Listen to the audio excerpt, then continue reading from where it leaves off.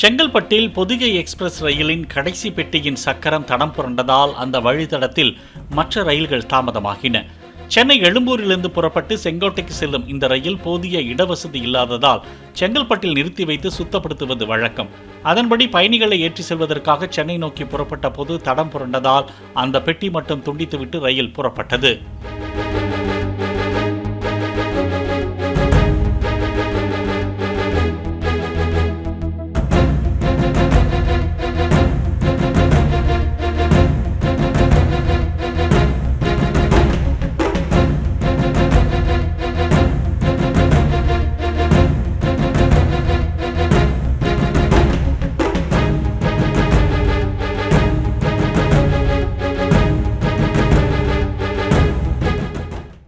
Play store மற்றும் app ஸ்டோரில் இருந்து பாலிமர் செயலியை QR கோடு மூலம் பதிவிறக்கம் செய்யுங்கள். செய்திகளை உடனுக்குடன் பெறுங்கள்.